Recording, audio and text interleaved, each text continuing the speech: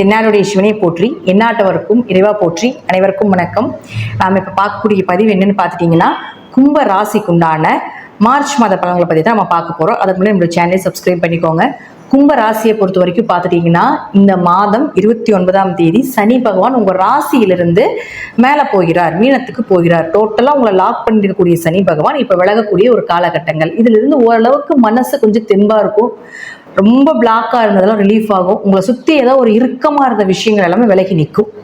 So அடுத்தடுத்த step என்ன பண்ணலாம் அப்படிங்கிற ஒரு யோசனையை கொடுக்கக்கூடிய ஒரு அமைப்பு இந்த மார்ச் மாதத்துக்கு மேலே நடக்கிறதுக்கு உண்டான வாய்ப்புகள் உண்டு.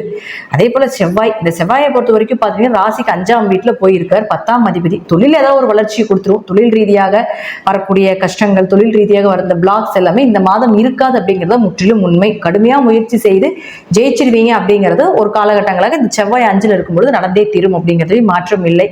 அதே போல் பாருங்க, உங்களுடைய ராசிக்கு குரு வந்து 2 அதிபதியாகி 4ஆம் வீட்டில் நிற்கிறார். 11ஆம் இடத்தினுடைய தொடர்பும் 10ஆம் இடத்தினுடைய தொடர்பும் குருவுக்கு இருக்கிறதால கண்டிப்பா பணவரவு லாபத்துக்கு குறைவு இருக்காது அப்படிங்கறத உண்மை இந்த மாதத்துல இருந்து. அதே போல அடுத்தது பாருங்க, உங்களுக்கு சுக்கிரன். இந்த சுக்கிரன் அப்படின்னு சொல்லக்கூடியவர் முழுக்க 4 மற்றும் 9ஆம் அதிபதி, தாய் மற்றும் தந்தையை சொல்லக்கூடிய கிரகம்.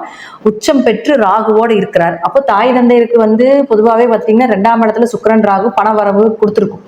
அதாவது அவர்கள் மூலமாக ஏதாவது ஒரு காசு, பணம், சொத்து சேர்க்க, பணவரவு, பூர்வீக சொத்து இதெல்லாம் கொடுத்துருக்கும். ஆனா இப்போ இந்த சுக்கிரன், உச்சமான சுக்கிரன் வக்ரம் பெறும் பொழுது நீசத்தன்மையை பெறுகிறார். எப்பவுமே ஒரு சுக்கிரன் வந்து, அதாவது எந்த கிரகமா இருந்தாலும் உச்சமாகும் பொழுது வக்ரம் பெற்ற நீசத்தன்மையை பெறுவார். அப்ப அதே போலதான் உங்களுக்கு இந்த நீசத்தன்மையை பெறக்கூடிய ஒரு காலகட்டங்கள். அதனால இப்போ தாய் தந்தையினுடைய ஆரோக்கியத்துல கொஞ்சம் கவனமா இருக்கணும். வீடு மனை சொத்து சுகங்கள் சார்ந்த விஷயத்துல கொஞ்சம் கவனமா இருக்கணும்.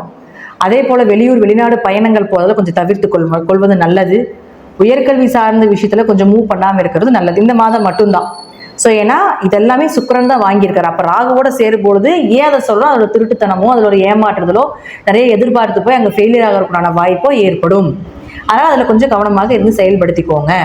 அதே போல அடுத்தது பாருங்க, புதன் 5, 8 கூடையவரும் ஜாயிண்ட் ஆகிறார். 5ஆம் அதிபதி புதன் நீசம் பெற்று வக்ரம் பெறுகிறார். எப்படி சுக்கிரன் உச்சமாகி நீசம் பெற்றாரோ வக்ரமாகி, அதே போல ஒரு நீச கிரகம் வக்ரம் பெற்றால் உச்ச பலனை அடையும். அப்ப 5ஆம் அதிபதி உச்சமாகிறார் அப்படின்னா கண்டிப்பாக உங்களுக்கு என்ன மாதிரி இருக்குங்க, குழந்தை சார்ந்த விஷயங்கள் சக்சஸ் கிடைக்கிறது.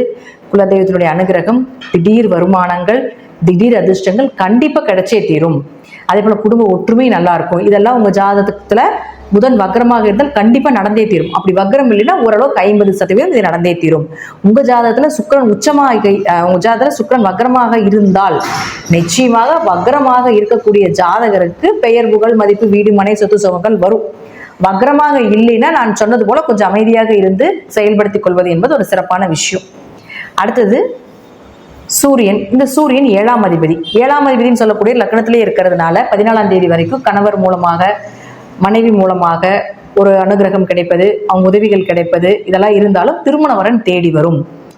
ஏதாவது ஒரு வழியில 14ஆம் தேதி வரைக்கும் திருமண வரனை அமைச்சுக் கொள்வது நல்லது. அதே போல அடுத்தது 2ஆம் வீட்டுக்கு போகும்போது அவர்கள் மூலமாக வருமானங்கள் வந்தே தீரும். கண்டிப்பாக குடும்பம் அமைச்சே தீரணும். கும்பராசிக்காருக்காவது கல்யாணமாக இருந்ததுன்னா இந்த 2 மாசம் தைரியமாக நீங்க வந்து பயன்படுத்தி கொள்ளலாம். வரன்கள் பார்க்கலாம். நல்ல வரணம் அமைகிறதுக்குண்டான வாய்ப்புகள் உண்டு. எதிர்பார்த்த வரனா கிடைப்பதற்குண்டான வாய்ப்பையும் நிச்சயமாக ஏற்படுத்தி கொடுப்பார். அதனால் கவலை இல்லாமல் கும்பராசிக்காரர்கள் இந்த மாதம் பார்ட்னர் கூட தொழில் பண்ணீங்கனாலும் சரி, அல்லது தொழில் ரீதியாக எந்த ஒரு இதாக இருந்தாலும் சரி, உங்களுக்கு சக்சஸ் கிடைக்கிறதுக்குண்டான வாய்ப்பு. சொந்த தொழிலாக இருந்தாலும் சக்சஸ் தான், பார்ட்னர் கூட தொழில் பண்ணீங்கனாலும் சக்சஸ் தான். 29ஆம் தேதிக்கு மேல சனி உங்களை விட்டதுக்கு அப்புறம் உங்களுக்கு ஓரளவுக்கு எல்லா விஷயமும் அப்படியே சக்சஸ் ஆகி ஒரு உச்சத்தை அடையறதுக்குண்டான வாய்ப்பு நிச்சயமாக ஏற்படுத்தி கொடுப்பார். அப்படிங்கிறது மாற்றமே கிடையாது. கும்பத்தை பொறுத்த வரைக்கும் நல்லா சாமி கும்பிடக்கூடியவர். ஆன்மீகம், இறை வழிபாடு, ஜோதிடம், சாஸ்திரம் இதெல்லாமே இயற்கையாகவே தெரியும். அப்ப அவங்களுக்கு எப்பப்ப என்னென்ன செய்யணும் அப்படிங்கிறது உங்களுக்கு எல்லாமே தெரிஞ்சிருக்கணும். ஸோ இப்ப சனி இருந்ததுனால அது எல்லாமே மறந்துருக்கும், அல்லது செய்ய முடியாம ஒரு தடைகளை கொடுத்துருக்கும். இப்ப அதெல்லாமே விலகினதுக்கு அப்புறம் உங்களுக்கு பழையபடி உங்களுடைய நிலைகள் அப்படியே கொஞ்சம் கொஞ்சம் உயர்றதுக்கு ஆரம்பிக்கும். இதுல உங்க ஜாதகத்துல புதன் ராகு காம்பினேஷன் இருக்குதான்னு பாருங்க. பொதுவாக புதனும் ராகு ஒரு ஜாதகத்துல காம்பினேஷன் இருந்தால் கண்டிப்பாக படிப்பு தடை ஏற்பட்டிருக்கும். அல்லது படித்த படிப்புக்குள்ள வேலை கிடைச்சிருக்காது, அல்லது அதுல வந்து ஒரு பெயர் புகழ் கிடைச்சிருக்காது.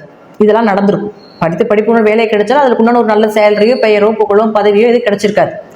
ஸோ இப்போ உங்களுக்கோ அல்லது குழந்தைகளுக்கு இந்த காம்பினேஷன் இருந்ததுன்னா அதுல படிப்பு தடைகளை கொடுப்பதற்குண்டான வாய்ப்பு இந்த 1 மாசம் இருக்கும். ஏதாவது ஒரு உடம்பு சரியில்லாம போறதோ, அல்லது ஏதாவது ஒரு தேவையில்லாத ஒரு பிரச்சனைகள்னாலேயோ, பேச்சால பிரச்சனைகள் ஏற்படுத்தியோ ஏதாவது ஒரு வழியில படிப்பு தடை ஏற்படும்.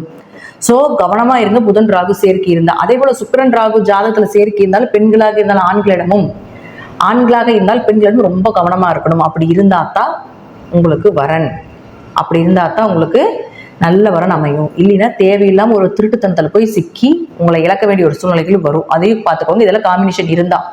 அதே போல சூரியனும் ராகு சேருது. அடுத்தது சூரியன் ராகு சேர்க்கை இருக்குதுன்னா கடுமையான பித்திருதோஷம், தந்தை வழி பித்திருதோஷம்.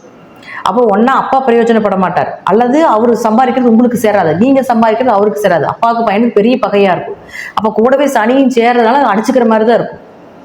ஸோ இந்த சேர்க்கை இருக்குது அப்படின்னா கொஞ்சம் தந்தையிடமிருந்து மகனும் மகனிடமிருந்து தந்தையும் விலகி இருப்பது, பேச்சுவார்த்தையில குடும்ப வாழ்க்கையில. அதே போல பாத்துட்டீங்கன்னா பணம் காசு எதாக இருந்தாலும், தொழில் பண்ணிட்டு இருந்தீங்களும் எதாக இருந்தாலும் கொஞ்சம் கவனமா இந்த ஒரு மாசம் ஹேண்டில் பண்றது சிறப்பு. ஏன்னா சனி சூரியன் இதெல்லாமே கடுமையான தந்தைக்கும் மகனுக்கும் பிரச்சனையை கொடுக்கக்கூடிய சேர்க்கை. ஸோ அதெல்லாம் ரொம்ப கவனமா இருந்து செயல்படுத்திக்கோங்க. இந்த காம்பினேஷன் ஒன்றும் சரியில்லாத சேர்க்கை தான். ஆனா 2ஆம் இடத்துல கும்பராசிக்கு 2ஆம் இடத்துல எத்தனை காம்பினேஷன் சேர்றது பணம் வர்ற இடத்துல ஈஸியா இருக்கும். பேச்சில் கவனமா இருக்கு. டக்குன்னு பேச்சை விட்டு தேவையில்லாத பிரச்சனைகளை கொடுத்து கொள்ளக்கூடிய ஒரு சூழ்நிலைகளை கொடுக்கும். அதனால பேச்சிலே கொஞ்சம் கவனமாக இருந்து செயல்படுத்தணும். முழுக்க முழுக்க முழுக்க கும்பராசியை பொறுத்த வரைக்கும் பார்த்துட்டீங்கன்னா இந்த 2வது இடத்துல இத்தனை கிரகங்கள் கூட்டுச்சேர்க்கை இருக்கிறது. குடும்ப ஒற்றுமை, உங்களுடைய பேச்சு, உங்களுடைய பண வரவு, உங்களுடைய பொருளாதாரம் இதெல்லாம் சொல்லக்கூடிய இடத்துல இருக்கிறது அவ்வளவு பிளஸ்ஸோ அதே அளவுக்கு மைனஸும் கொடுக்கும். ஸோ இந்த காம்பினேஷன் உங்க ஜாதகத்துல தனிப்பட்ட முறையில இருக்கு அப்படின்னா நான் சொல்லக்கூடிய விதிமுறைகளை கடைபிடித்து எந்தெந்த இடத்துல கவனமா இருக்கும் அந்த இடத்துல கவனமா இருந்துட்டீங்கன்னா பெருசா வராது. இதுக்கு முழுக்க முழுக்க பைரவர் வழிபாடும் சிவன் வழிபாடும் கை கொடுக்கும். சனினாலே பைரவர், கால பைரவர், சிவன் வழிபாடு, ஆஞ்சநேயர் வழிபாடு கை கொடுக்கும். ஸோ இது போல வழிபாடுகளை இந்த மாதம் முழுவதும் அனுதினமும் வைத்துக் கொண்டால் சிறப்பு. அப்படி இல்லைனாலும் வாரத்துல 1 முறை 2 முறையாவது அவரை போய் சந்திச்சுட்டு வந்துருங்க. ஸோ இந்த மாதம் கும்பராசிக்கு காசு, பணம், திருமண வாழ்க்கை எல்லாம் நல்லா இருந்தாலும் கொஞ்சம் மனக்குழப்பங்களும் கொஞ்சம் பிரச்சனைகளையும் கொடுக்கக்கூடிய ஒரு மாதமாக இருக்கு அப்படிங்கிறதா முற்றிலும் உண்மை. நன்றி. மீண்டும் ஒரு நல்ல பதிவில் சந்திக்கலாம். திருச்சிற்றம்பலம், தில்லையம்பலம், ஸ்ரீ நரசிம்ம திருவிகளே சரணம்.